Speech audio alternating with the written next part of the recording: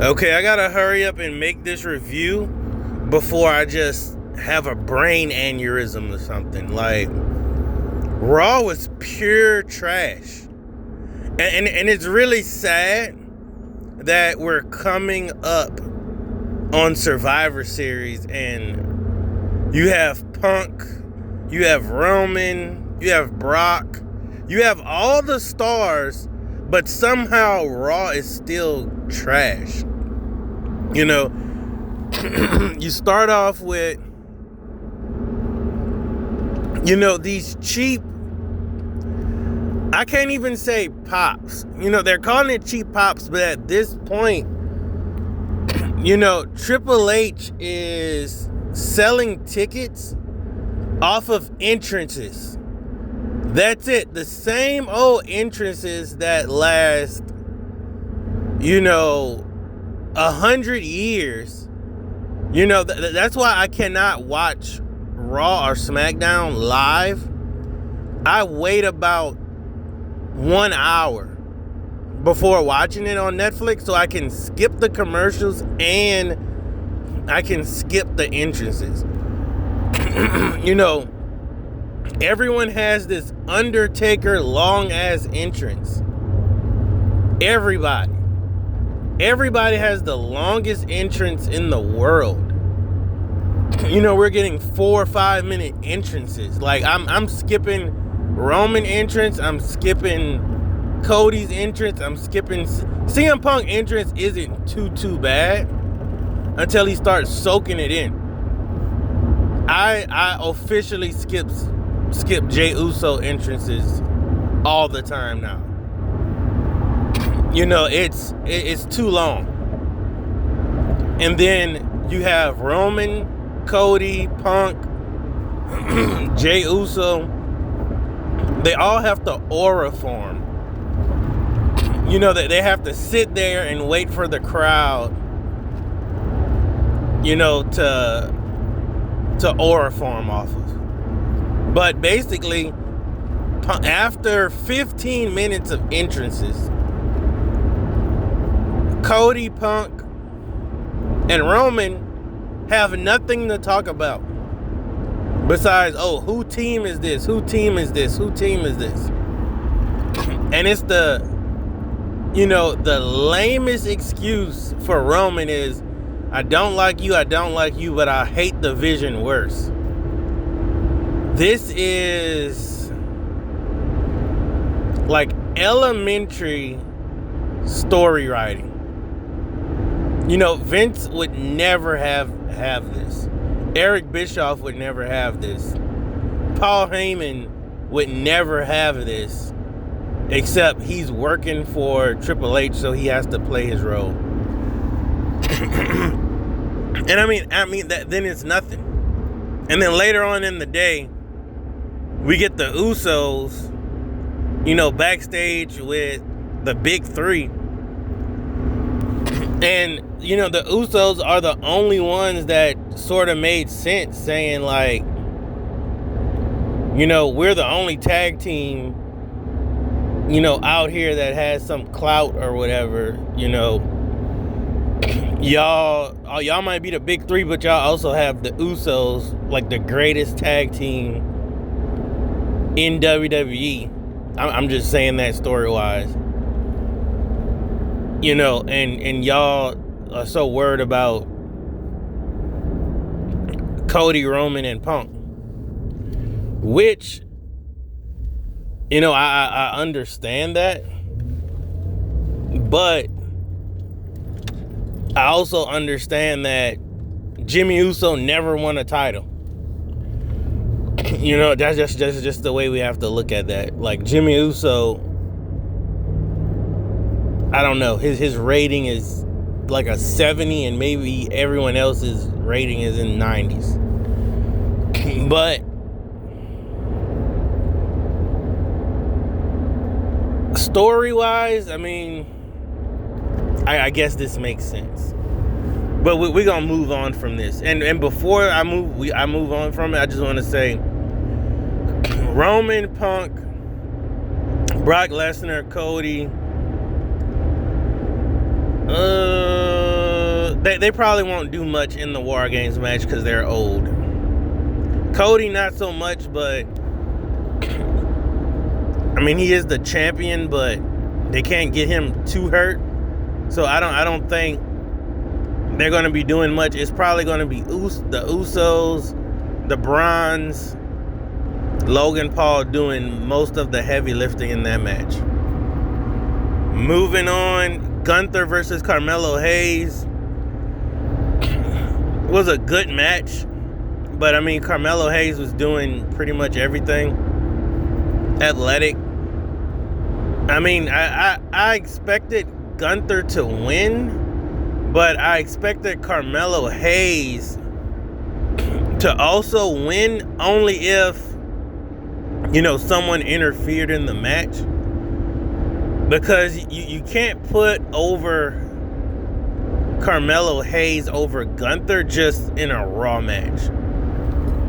It's sad, but I would have wanted Carmelo Hayes to win, but I'm also tired of, seeing Gunther get disrespected when he's supposed to be like the monster. He's supposed to be like a Kane-esque figure as far as like, hey, when we want a squash match, we give him Gunther. But Gunther ain't been feeling like a monster in a while. So if Carmelo Hayes would have just won, Gunther would have been, shot down to the mid card. And you can't have that, but it was okay match. Then you have Dominic versus Little John Cena, which that was okay. I mean, it was an okay segment. I think WWE needs to do more stuff like this. This reminds me of like 05 Eric Bischoff or something like Raw. Then Rey Mysterio comes out and then saves Little John Cena after he already took every finisher of Dominic. And then it transitions into a match with JD. And when we heard JD's music hit, well, the Judgment Day music, I mean, who's tired of the Judgment Day at this point? I mean, Judgment Day is wrestling every Raw. Every Raw. Which, don't want to say it's a bad thing, but if the Judgment Day had titles, or if the Judgment Day had or just a fighting champion, that's what I want to say. If the Judgment Day had titles, or swap out the Judgment Day with who are the tag team champions on Raw? Like, they're not even fighting. Where's Alpha Academy? Where's American Made? Like where's anyone else? Like, Ivy Now just popped up on a segment, and we were like, damn, Ivy Now should be running Raw. Like she's a good champ. Ivy Now don't even really need to be in the mid card. It's dumb the way, like, I'm telling you, do the writers even watch what they write?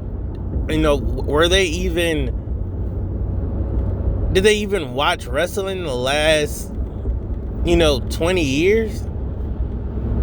Like, we gotta, like where are the kids that were born in the 90s that are in their 30s that need to be working for WWE in that creative room?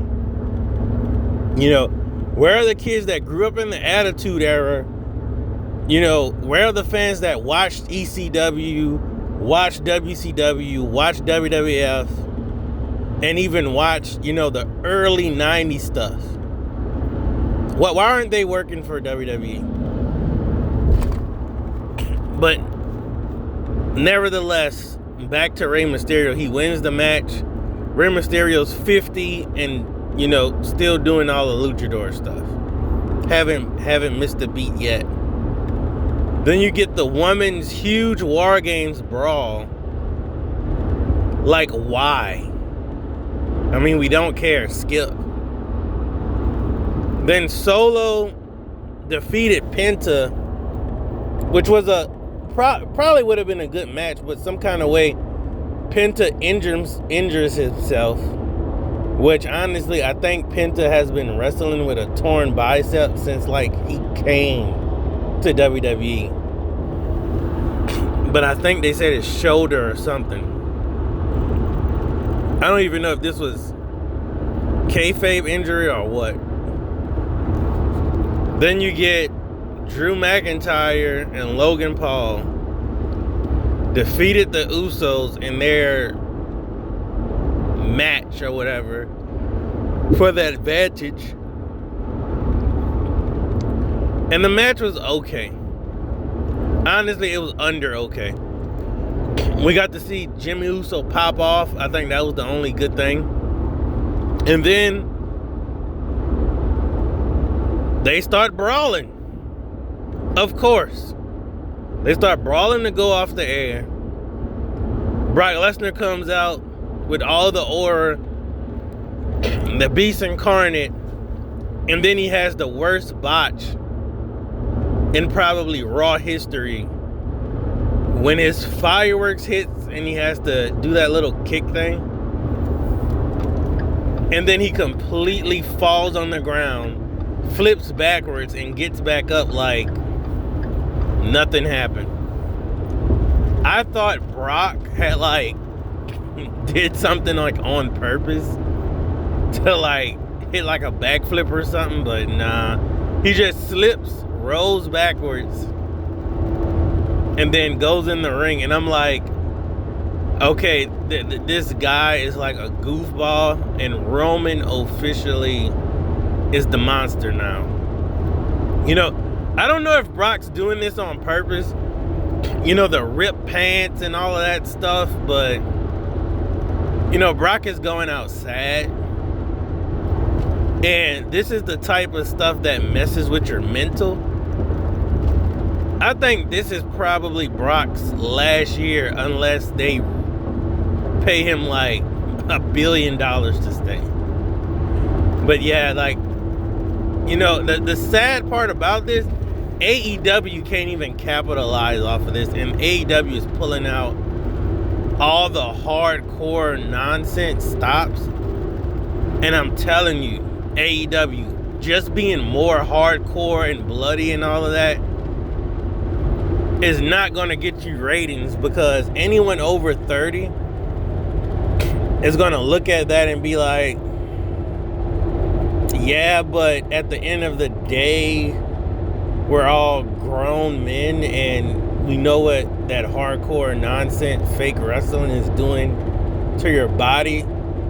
And we're just looking at it and like, okay, if there's not a serious story behind this hardcore mess, it's not worth it. You know, Drew McIntyre and CM Punk, they got to the Hell in a Cell because they had a okay story. You would think Roman and Solo would have had like a Hell in a Cell because of what they've been going through. You would think Jacob Fatu and Solo would get to some kind of hardcore match based on, you know, what they've been through. They could have, but they didn't do it. Should Naomi and Jade have had a steel cage match? Yes. Did they do it? No. But they should have. But, you know, they had their hardcore match, which that'll suffice for now. But back to Raw. Man, on a scale of 1 to 10, how the hell do you get a 1 out of 10 when all the stars are there? So what does that say for WrestleMania? Ain't worth $35,000 a ticket. Ain't worth $60,000 a ticket.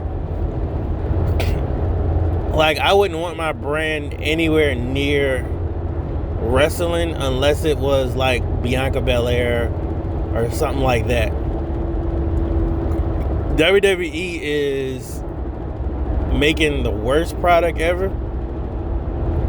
So Saudis could buy it or Vince could buy it back, but I think Vince is done. You know, I don't even know what to say about this garbage product anymore. Like, I only watch it because I'm going to do a review, and I just want to see if it gets better. You know, like I said, watch Raw, SmackDown 1 hour later and skip all of the nonsense. You know, put down in the comments what y'all think gonna happen at War Games and where do we go from here.